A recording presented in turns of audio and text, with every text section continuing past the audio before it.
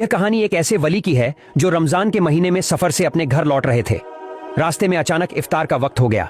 उनके पास रोजा खोलने के लिए कुछ भी नहीं था, न खाना न पानी। वो एक घर में गए और वहां एक सुंदर लड़की को देखकर बोले, हे मुस्लिम बहन, मैं रोजेदार हूँ, सफर में था और अचानक इफ्तार का वक्त हो गया।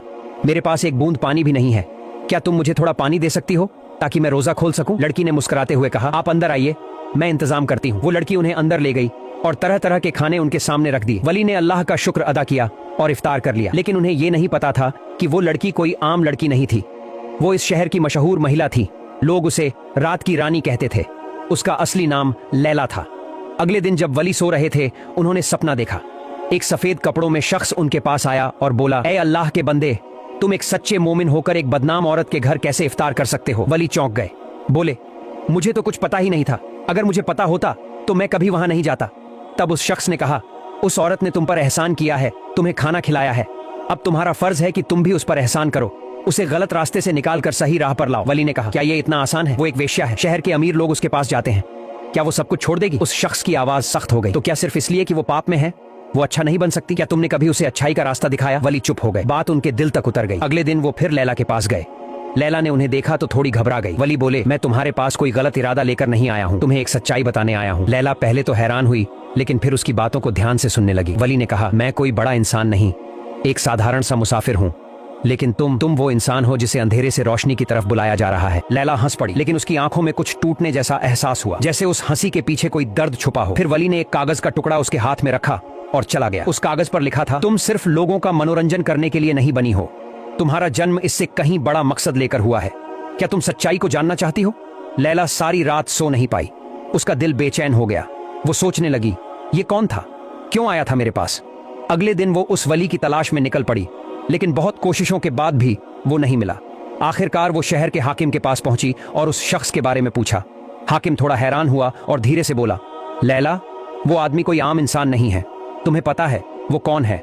लैला बोली, नहीं, बस इतना जानती हूं कि उसने मुझे सवालों में उलझा दिया है। हाकिम ने कहा, वो एक साधक है, उसका नाम जायद है। पहले वो एक अमीर व्यापारी था, लेकिन फिर उसने सब कुछ छोड़ दिया और सच्चाई की तलाश में निकल पड़ा।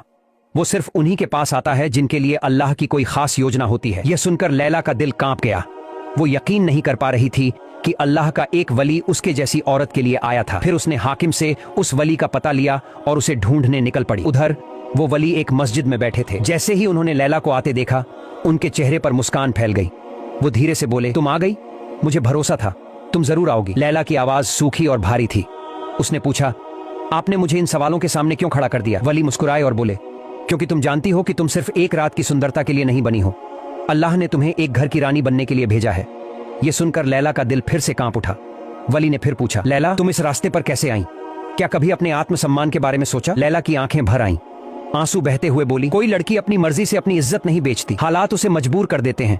मैंने बचपन में ही अपने माँ बाप को खो दिया था, फिर एक व्यापारी ने मुझे गोद लिया, पर कुछ दिन बाद उसने धोखा दिया और मुझे ऊंची कीमत में एक वैश्या को बेच दिया। तभी से मेरी ये हालत है। उसकी बात पूरी भी नहीं हुई थी कि तभी दो हथियारबंद लोग वहां दौड़ते हुए आए। उनमें से एक गुस्से में बोला, लैला, तेरा पुराना जीवन ही तेरा सच है, तू कभी बदल नहीं सकती, तू हमारी ताकत है। फिर उसने हथियार उठाकर वली की तरफ बढ़ाया। लैला का दिल धड़कने लगा। एक पल के लिए वो डर गई, पर फिर उसने साहस जुटाया और बोली, इस आदमी को कुछ मत कहना, ये बेगुनाह है, बताओ तुम क्या चाहते हो? एक आदमी बोला, तुम हमारे लिए एक रत्न हो, अगर तुम चली गई तो हम बर्बाद हो जाएंगे। ये सुनकर लैला को बहुत चोट पहुंची।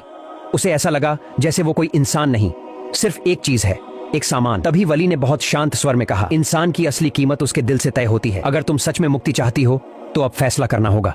लैला ने गहरी सांस ली और बहुत शांत आवाज में कहा, मैं अब उस जीवन में वापस नहीं जाना चाहती। तभी एक आदमी उस पर झपटा, लेकिन उससे पहले वली उसके सामने आ गए।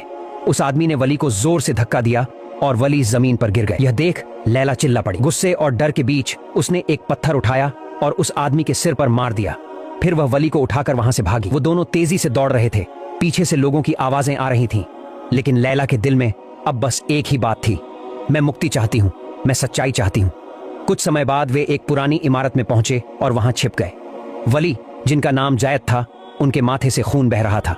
उन्हें बुखार था, लेकिन आंखों में शांति थी। थकी आवाज में बोले, लैला, तुम अपनी पहली जंग जीत चुकी हो। लैला हाँफते हुए बोली, लेकिन मेरी राह तो अभी शुरू भी नहीं हुई है, पता नहीं आगे क्या होगा। जैद मुस्कुराए और बोले, यही तो असल बात है, मुसाफिर की राह कभी आसान नहीं होती। उधर शहर के एक कोने में फिर से वही लोग इकट्ठा हो रहे थे। उन्हें पता था कि लैला भाग गई है, लेकिन ये नहीं पता था कि अब लैला रात की रानी नहीं रही। वो एक नई राह पर चल पड़ी थी। पुरानी इमारत में छुपी लैला का दिल अब भी तेज धड़क रहा था, लेकिन अब उस धड़कन में डर नहीं, साहस था, मुक्ति का स्वाद था। फिर वो जायद से धीरे से बोली, अब हम क्या करेंगे? तब जायद ने थोड़ी देर सोचकर कहा, तुम्हें शहर छोड़ना होगा लैला, लेकिन ये अंधेरी दुनिया तुम्हें इतनी आसानी से नहीं जाने देगी। ये सुनकर लैला चुप हो गई। फिर धीमी आवाज में बोली, पर मैं कहाँ जाऊं? इस दुनिया में मेरा कोई नहीं है। जायद ने बड़ी शांति से जवाब दिया, अल्लाह के दरबार में जिसका कोई नहीं होता वही सबसे ताकतवर होता है। अल्लाह पर भरोसा रखो। उन्होंने वादा किया है, जो उनकी राह पर चलना चाहता है उसके लिए वे कई रास्ते खोलते हैं। इसके बाद वे रात के अंधेरे में शहर से बाहर निकल पड़े, लेकिन थोड़ी ही दूर चलने पर उन्हें देखा कि शहर की सीमा पर हथियार लिए लोग गश्त कर रहे थे। लैला ने गहरी सांस ली। तब जायद ने उसके कंधे पर हाथ रखकर कहा, डरने की जरूरत नहीं है। शहर में एक पुरानी सुरंग है जिसे बस कुछ लोग ही जानते हैं, हम उसी से निकलेंगे। लैला हल्के से मुस्कुराई और बोली, डर किसका? आप साथ हैं तो डरने की कोई बात ही नहीं, लेकिन मैं किसी भी तरह से मुक्ति चाहती हूँ। वे सुरंग के रास्ते चलने लगे। कुछ ही देर में पीछे से पैरों की आवाजें आने लगीं, जैसे कोई उनका पीछा कर रहा हो। जायद ने लैला की ओर देखा और गंभीर स्वर में कहा, अब यह तुम्हारे ऊपर है लैला। क्या तुम रोशनी की ओर जाना चाहती हो या फिर अंधेरे में लौटना? लैला ने आंखें बंद की, फिर धीरे से कहा, मैं रोशनी चाहती हूँ, मैं अंधेरे में नहीं लौटना चाहती। फिर थोड़ी देर चुप रहकर उसने फुसफुसाते हुए पूछा, क्या हम पकड़े जाएंगे? जायद की आवाज में गहराई थी। उन्होंने कहा, सच का रास्ता कभी आसान नहीं होता, लेकिन जो अल्लाह पर भरोसा रखते हैं वो कभी हारते नहीं। वे आगे बढ़ते गए। सुरंग के आखिर में एक लोहे का दरवाजा था जो सिर्फ बाहर से खुल सकता था। ये देखकर लैला घबरा गई और बोली, अब क्या होगा? पीछे से तो आवाजें आ रही हैं। तब जायद ने दुआ पढ़ी और बिस्मिल्लाह कहते हुए दरवाजे को धक्का दिया।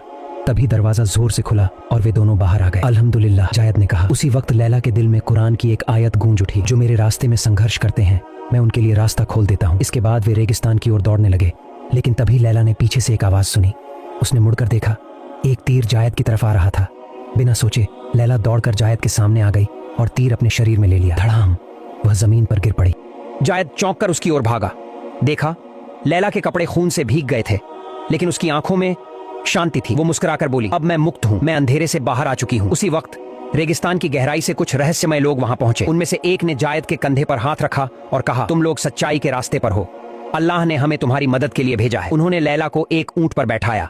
जायद ने हैरानी से पूछा, आप लोग कौन हैं? उनमें से एक बोला, हम वो यात्री हैं जो रोशनी का रास्ता ढूंढते हैं, और अब लैला भी हमारी साथी बन चुकी है। दूर से हथियारधारी उन्हें देख रहे थे, लेकिन अब वे आगे बढ़ने की हिम्मत नहीं जुटा पा रहे थे। फिर 3 दिन और 3 रातों की लंबी यात्रा के बाद वे एक छोटे से गांव में पहुंचे। लैला ने धीरे से पूछा, हम कहाँ आ गए हैं? एक यात्री ने मुस्कुराकर जवाब दिया, यह है शरण स्थल, सत्य की खोज करने वालों का एक गुप्त ठिकाना। जब लैला गांव के अंदर गई तो एक बुजुर्ग औरत सामने आई और बोली, तुम वही लड़की हो जो अंधेरे से बाहर निकलना चाहती थी? लैला ने नजरें झुका ली और कहा, मुझे नहीं पता, क्या मैं सच में इस जीवन के लायक हूँ? बुजुर्गा मुस्कुराई और बोली, अल्लाह की रहमत हर पाप से बड़ी होती है, तुम बस एक कदम भरोसे से बढ़ाओ। इसके बाद लैला ने वहाँ एक नया जीवन शुरू किया। वह अब अल्लाह के संदेश और इंसानियत की बातें सीखने लगी। कुछ दिनों बाद जायद उसके पास आए और बोले, अब से तुम सिर्फ लैला नहीं हो, अब तुम अल्लाह की एक नई दासी हो। लैला ने गहरी सांस ली, लेकिन कुछ नहीं कहा। तब जायद ने मुस्कुराकर पूछा, क्या तुम अब भी सोच रही हो? लैला ने धीरे से कहा, हाँ, मैं सोच रही हूँ। असली मुक्ति क्या होती है? जायद हंसते हुए बोले, मुक्ति तब मिलती है जब इंसान अपने रब से खुद से ज्यादा प्यार करना सीख जाता है। ये सुनकर लैला की आंखों से आंसू निकल आए।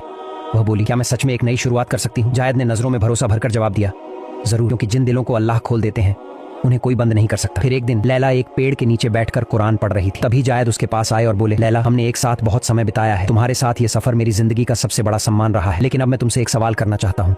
लैला ने मुस्कुराते हुए कहा, बिल्कुल पूछिए। जायद बोले, क्या तुम मेरे साथ अल्लाह के रास्ते पर इस जीवन का बाकी समय बिताना चाहोगी? ये सुनकर लैला की आंखें भर आईं, दिल को एक अजीब सी शांति छू गई।